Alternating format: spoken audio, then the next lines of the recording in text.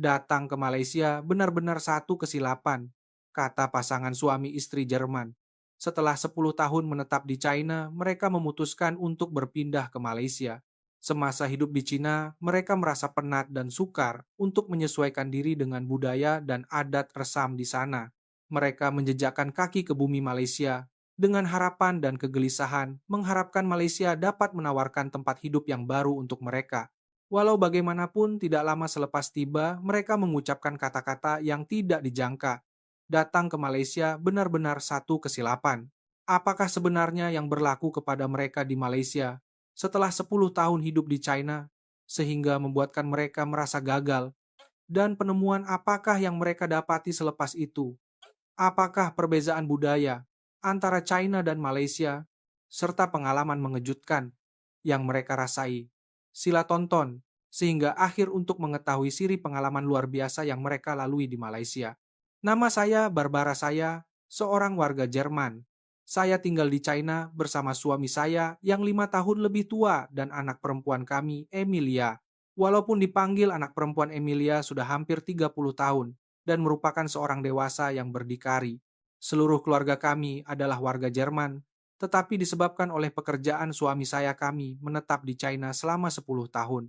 Setelah suami saya bersara, kami memutuskan untuk meninggalkan China yang sudah biasa bagi kami karena kami sudah mulai jemu dengan Asia. Saya dan suami jujur merasakan hal ini.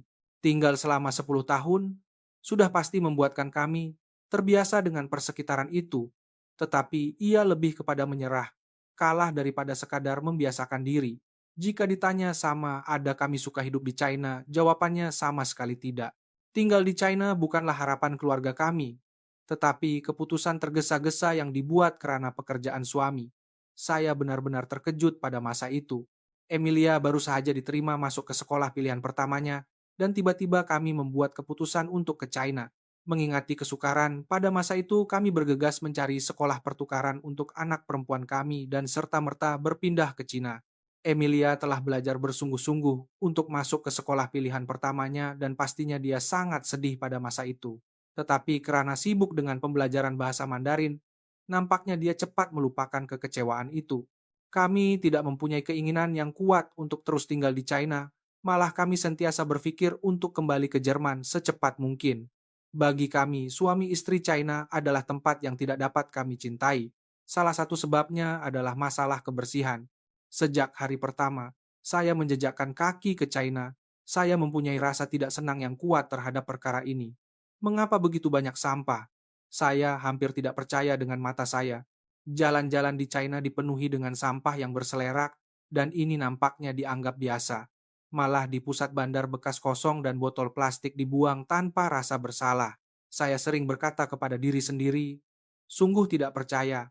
Walaupun tong sampah disediakan sekelilingnya penuh dengan sampah, seolah-olah membentuk gunung sampah. Pemandangan seperti ini dapat dilihat di mana-mana dalam kehidupan seharian.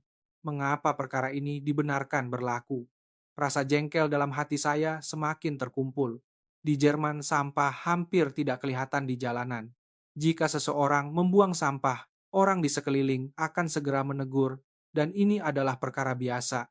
Kami berpegang teguh pada kepercayaan bahwa sampah harus dibuang dengan betul di tempat yang ditetapkan. Walau bagaimanapun kesedaran seperti ini tidak dirasakan di China. Nampaknya tiada sesiapapun yang peduli dengan sampah di atas tanah. Adakah ini perbezaan dalam karakter nasional? Sekali lagi saya sadar akan perbezaan budaya yang mendalam. Bagi kami warga Jerman sangat sukar untuk menyesuaikan diri dengan persekitaran yang kesadaran kebersihannya rendah ini. Selain itu, perkara yang paling saya rasa tidak selesai ialah kekotoran tandas awam. Saya benar-benar tidak tahan. Saya tidak tahu berapa kali saya berpikir tentang perkara ini. Tandas di pusat membeli belah di kawasan bandar masih agak bersih tetapi sebaik sahaja.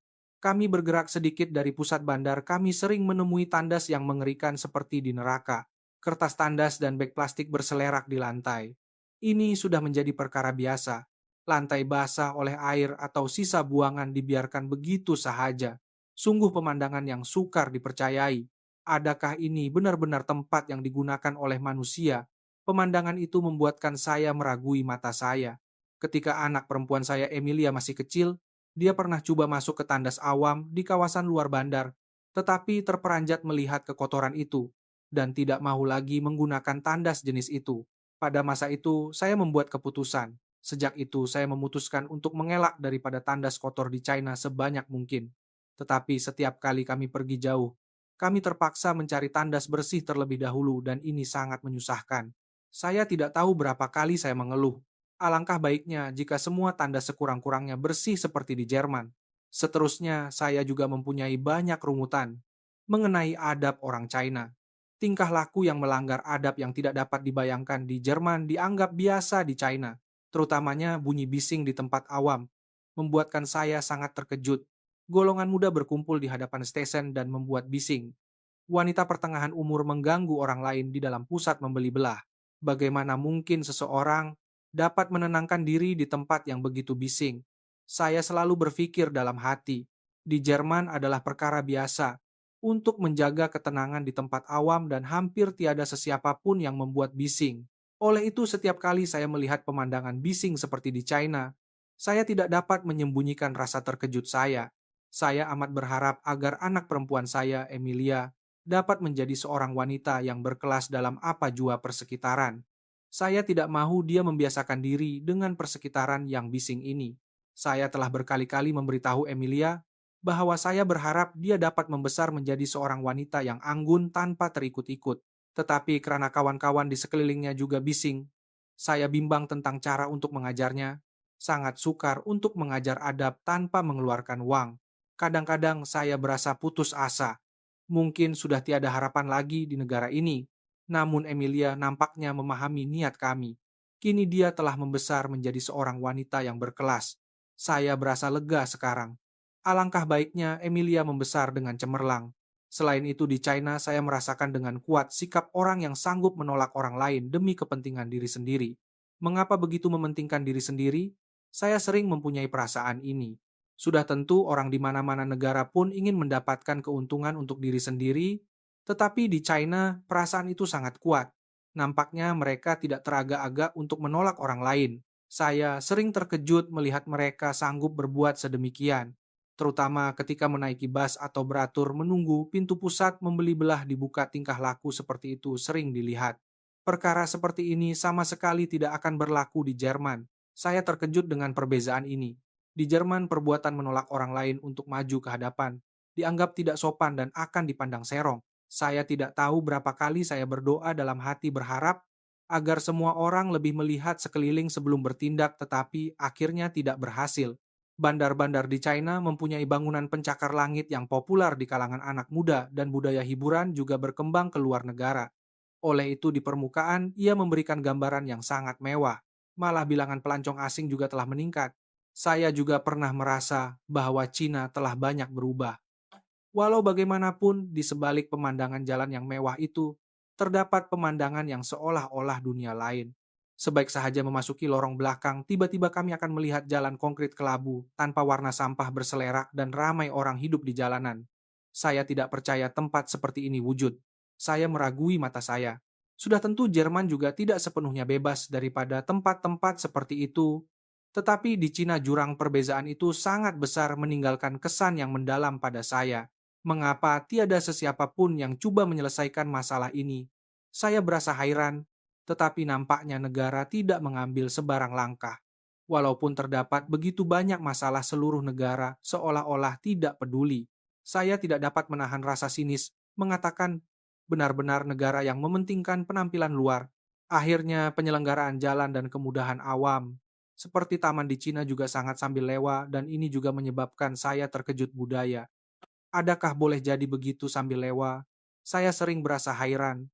Sebagai contoh, jalan berhampiran tempat tinggal kami adalah cerun yang sangat curam. Dan bukan sahaja cerun biasa, malah ia juga miring ke kiri dan kanan, menjadikannya jalan yang sangat sukar untuk dilalui. Ini seperti bermain kursus halangan setiap hari. Saya berkata, secara bergurau, tetapi sebenarnya setiap hari berjalan di jalan itu, saya merasakan ketidakselesaan yang tidak dapat diabaikan. Badan bergoyang ke atas, ke bawah, ke kiri, dan ke kanan. Kami terpaksa berusaha keras untuk menjaga keseimbangan. Dengan kecuraman dan kecondongan yang melampau, saya marah setiap hari dan berpikir, siapakah yang mereka bentuk jalan ini? Saya juga mengadu kepada suami bahwa jalan seperti ini sangat memenatkan bagi orang yang sudah berumur. Kami juga bukan lagi muda. Berjalan di jalan seperti ini setiap hari memberikan beban yang besar kepada badan.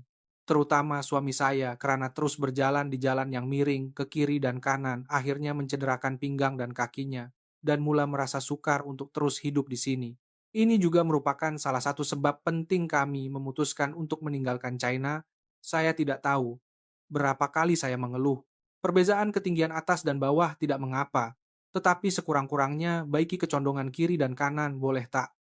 Saya merasakan dengan kuat bahwa infrastruktur yang lebih baik diperlukan mengambil kira kesehatan dan keselamatan rakyat. Beginilah kehidupan di Cina penuh dengan pelbagai kesulitan dan ketidakpuasan. Masalah kebersihan, perbezaan adab awam, dan infrastruktur yang tidak memuaskan adalah sebab mengapa keluarga kami tidak dapat mencintai Cina. Dengan persaraan suami kami, suami istri akhirnya membuat keputusan untuk tidak perlu lagi bersabar. Kami memutuskan untuk meninggalkan Cina dan kembali ke Jerman. Walau bagaimanapun, ketika kami mulai bersiap untuk pulang ke Jerman, anak perempuan kami, Emilia, membuat pengakuan yang mengejutkan. Saya akan berkahwin dengan seorang warga Malaysia. Saya tidak dapat menyembunyikan rasa terkejut saya. Apa yang kamu katakan? Saya menjerit tanpa sadar. Saya tidak pernah dengar bahwa Emilia mempunyai teman lelaki seperti itu.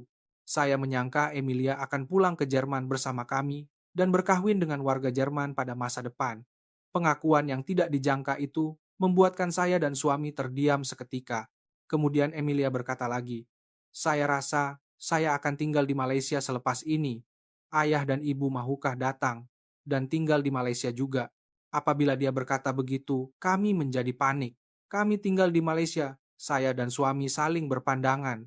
Saya sudah jemu dengan kehidupan di China dan hanya mahu melarikan diri dari Asia dan kembali ke Jerman. Malaysia tentu saja juga terletak di Asia dan merupakan kawasan yang berdekatan dengan Cina. Saya tidak mengharapkan banyak perbedaan budaya antara kedua-dua tempat yang mempunyai hubungan rapat ini. Walaupun saya rasa cadangan untuk memulakan kehidupan di Asia sekali lagi adalah tidak masuk akal, saya juga tidak dapat membayangkan hidup berasingan di negara yang berbeza daripada satu-satunya anak perempuan kesayangan saya. Saya risau tentang perkara ini.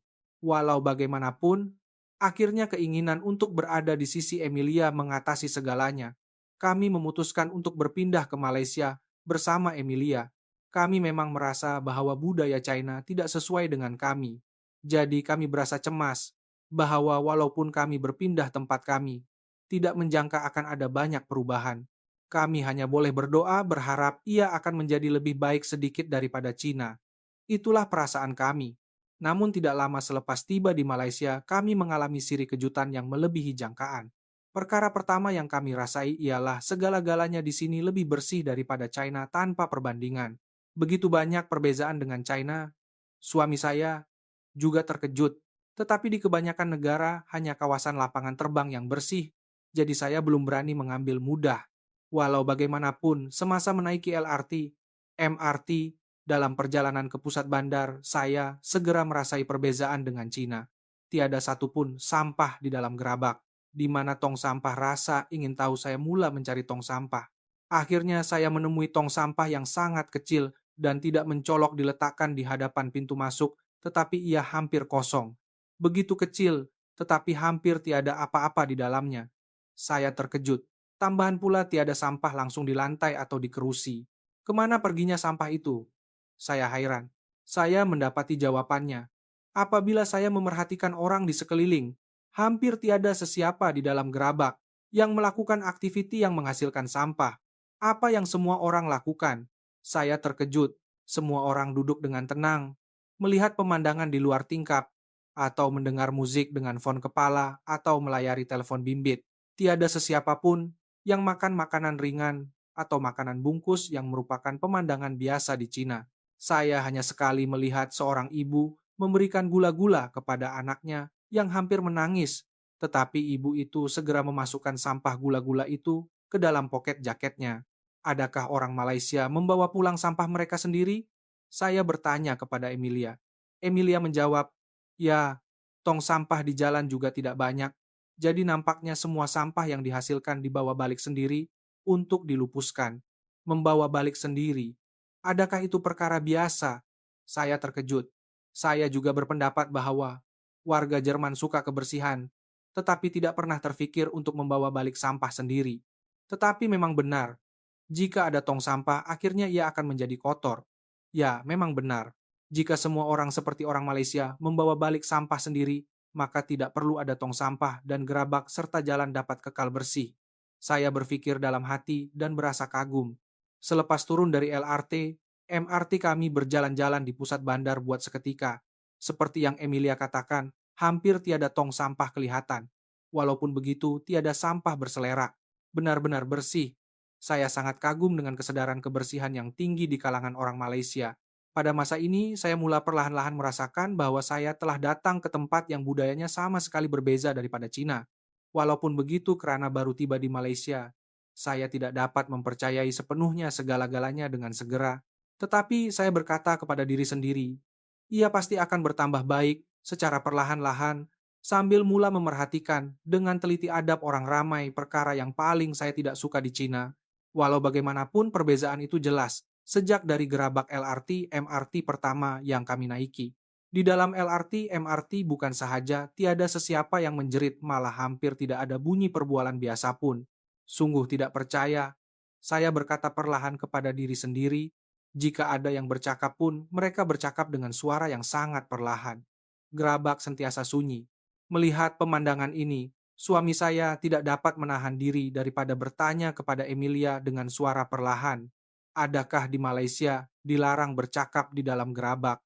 Emilia memberitahunya bahwa tiada peraturan, tetapi ini nampaknya adalah peraturan tidak bertulis di Malaysia, disebabkan karakter nasional yang sangat mementingkan untuk tidak menyusahkan orang lain. Pada dasarnya, semua orang akan menghabiskan masa dalam diam di dalam gerabak. Saya berpikir, betapa indahnya karakter nasional Malaysia yang saya dengar daripada Emilia adalah bertentangan sepenuhnya dengan karakter nasional China yang saya pikirkan. Di China, ramai orang lebih mementingkan kepentingan diri sendiri daripada memikirkan untuk menyusahkan orang lain. Manakala di Malaysia, menghormati orang lain telah menjadi kebiasaan. Saya sekali lagi merasai perbedaan ini dengan mendalam. Tempat lain yang saya rasakan karakter nasional ini bukan sahaja di dalam gerabak LRT, MRT. Saya melihat pemandangan yang sama di dalam bus yang kami naiki semasa menukar laluan. Tiada sesiapa yang mengarahkan semua orang beratur secara semula jadi. Tiada sesiapa yang menolak semua orang naik bus mengikut giliran. Semasa turun bus sudah tentu mereka juga mengikut giliran. Saya malah melihat ada yang mengangguk kepada pemandu sebagai tanda terima kasih atau memberi salam. Pemandangan seperti itu tidak pernah saya lihat, apatah lagi di China, malah di Jerman sekalipun. Alangkah indahnya tempat ini, saya terharu. Kami menyaksikan pemandangan indah seperti itu berkali-kali dalam sehari. Pada masa ini, saya terpaksa mengakui bahwa Malaysia adalah tempat yang sama sekali berbeza daripada China yang berdekatan. Begitu dekat, mengapa begitu banyak perbezaan? Saya bertanya kepada diri sendiri berkali-kali. Suami saya nampaknya bersetuju. Berkata, sungguh tidak percaya ini adalah kawasan Asia yang sama. Walau bagaimanapun, keindahan Malaysia bukan hanya pada adab antara individu.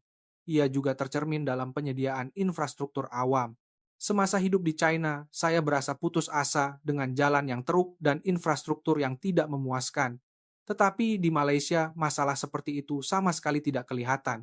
Seolah-olah kami telah datang ke dunia lain. Jalan yang retak dan tidak rata, yang kami lihat di Cina dan Jerman, tidak kelihatan langsung di kawasan bandar Malaysia.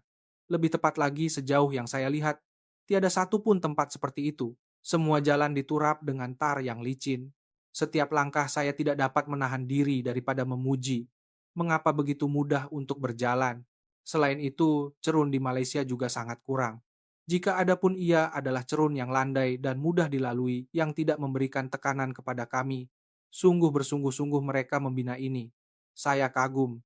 Tangga yang curam dilengkapi dengan susur tangan membolehkan orang seperti kami yang kakinya semakin lemah berjalan dengan selamat. Suami saya juga menunjukkan ekspresi lega berkata, dengan cara ini saya tidak perlu terlalu risau tentang mencederakan pinggang dan kaki saya. Jalan yang miring ke kiri dan kanan dengan perbezaan ketinggian juga tidak kelihatan sama sekali. Mengapa mereka dapat menyediakannya dengan begitu sempurna? Saya sangat terharu. Malaysia telah menyelesaikan dengan sempurna masalah yang saya hadapi semasa berada di China. Hanya apabila saya benar-benar datang ke Malaysia, barulah saya sadar betapa banyak kesabaran dan penyerahan yang saya alami semasa hari-hari saya di Cina. Di Cina, saya sentiasa berkata kepada diri sendiri, warga Jerman dan warga Cina tidak sama. Walaupun ada ketidakpuasan, saya mesti berkompromi dan terus hidup. Saya pikir, dengan berbuat demikian, saya telah membiasakan diri dengan China. Tetapi kini, apabila saya memikirkannya, ia lebih kepada coba menerima melalui penyerahan daripada sekadar membiasakan diri. Walau bagaimanapun di Malaysia saya tidak perlu berbuat demikian. Sungguh tidak percaya, saya boleh menghabiskan setiap hari dalam persekitaran yang begitu selesa. Saya benar-benar sangat terharu. Karakter nasional Malaysia yang baik membolehkan saya hidup dengan perasaan positif tanpa perlu bersabar. Ini barulah kebahagiaan sejati, bukan? Saya benar-benar berpikir begitu dari lubuk hati saya. Dan perkara yang menjadikan kehidupan di Malaysia lebih indah ialah layanan mesra kaki tangan Malaysia. Kami suami istri ingin mengetahui lebih lanjut tentang Malaysia, jadi kami memutuskan untuk berpindah rumah. Selepas mengemas kami, segera memulakan perjalanan ke pelbagai tempat di Malaysia. Apabila kami mendaftar masuk di hotel di destinasi pertama kami, layanan kaki tangan Malaysia yang menyambut kami sangat teliti dan mengharukan. Apabila kami memasuki lobi dengan bagasi, untuk mendaftar masuk seorang kaki tangan segera berlari ke arah kami dan berkata, "Anda pasti penat, biar kami uruskan bagasi Anda." Saya menjawab, "Terima kasih," dan dia tersenyum menguruskan semua prosedur yang diperlukan dengan lancar sebelum kami sempat bertanya. Keprihatinan yang halus itu membuatkan saya kagum. Apabila saya bergumam bahwa saya sedikit dahaga, dia segera bertanya, "Adakah Anda ingin saya sediakan air?" Layanan seperti itu membuatkan saya terharu dalam hati. Semangat perkhidmatan ini sungguh hebat. Di China perkhidmatan teliti seperti ini jarang berlaku walaupun di hotel kelas atasan. Tetapi di Malaysia tidak kira di mana kami menginap kaki tangan melayani kami dengan sangat teliti. Budaya yang begitu mementingkan tetamu berakar umbi. Saya semakin menyukai tempat yang bernama Malaysia ini. Selepas itu hari-hari kami di Malaysia adalah siri kejutan dan keharuan. Walaupun ia adalah negara yang berbeza daripada Jerman, tempat kami dilahirkan dan dibesarkan saya dan suami, mempunyai impian dan harapan yang besar untuk kehidupan kami di Malaysia. Kami yakin bahwa kami pasti dapat menghabiskan setiap hari dengan indah di Malaysia ini.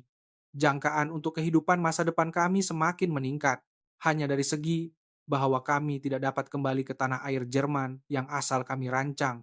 Datang ke Malaysia benar-benar satu kesilapan, kata kami. Walaupun begitu, kami berasa dari lubuk hati bahwa alangkah baiknya Emilia memilih tempat ini.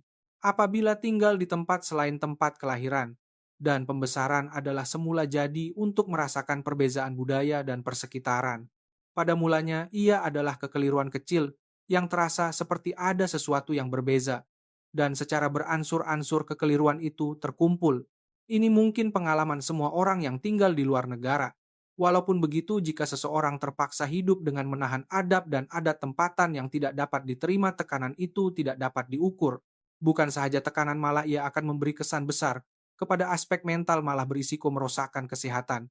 Seperti yang dialami oleh pasangan Jerman itu, jika perbezaan budaya menyebabkan masalah kesehatan seseorang, perlu mempertimbangkan untuk berpindah lagi. Apabila seseorang merasakan bahwa persekitaran yang memberi kesan buruk kepada kesehatan tidak dapat diteruskan, tempat itu bukan lagi tempat yang sepatutnya didiami. Ini membuatkan kami sadar bahwa negara atau kerajaan tempatan yang ingin menarik pendatang harus terlebih dahulu mempertimbangkan risiko tersebut dan menyediakan infrastruktur yang diperlukan dengan betul. Sebagai contoh, penutup lurang. Penutup lurang di Malaysia hampir tidak mempunyai perbezaan ketinggian dengan jalan raya. Oleh itu, kesan kejutan yang dirasai semasa berjalan kaki atau memandu melaluinya sangat kecil. Walau bagaimanapun, di China dikatakan terdapat penutup lurang yang tenggelam lebih rendah daripada jalan, atau sebaliknya, penutup lurang yang menonjol lebih tinggi daripada jalan. Sungguh mengejutkan.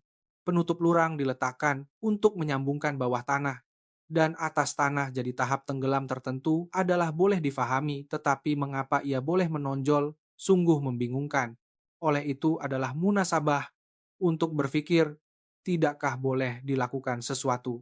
Selain itu di China dikatakan, kadang-kadang terdapat lubang berbahaya yang membuatkan orang tertanya-tanya, mengapa ada lubang di sini?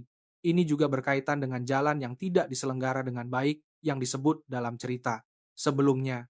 Sama ada ia sengaja digali semasa pembinaan jalan atau terbentuk secara tidak sengaja, tiada siapa yang tahu. Dan dikatakan lubang berbahaya seperti itu dibiarkan begitu sahaja. Di Malaysia, seseorang tidak perlu risau tentang lubang di jalan semasa berjalan. Tetapi di China, jika seseorang berjalan tanpa berhati-hati, mereka benar-benar mungkin menghadapi bahaya. Apabila bercakap tentang jalan yang tidak diselenggara seperti ini, mungkin ada yang berpendapat bahwa itu hanya berlaku di kawasan luar bandar. Tetapi sebenarnya terdapat juga tempat yang tidak diselenggara dengan baik walaupun di kawasan bandar. Menggunakan kata-kata wanita Jerman, yang muncul dalam cerita ini adalah kekurangan pertimbangan untuk kegunaan awam yang sehat. Sebagai contoh, perbezaan ketinggian anak tangga. Di China, tangga yang ketinggian dan lebar setiap anak tangga tidak seragam adalah perkara biasa. Tangga biasa mempunyai ketinggian setiap anak tangga yang hampir sama, dan sais yang serupa jadi seseorang boleh naik dan turun dengan selamat. Walau bagaimanapun, di Cina kerana anak tangga tidak seragam seseorang, tidak dapat berjalan dengan irama yang tetap.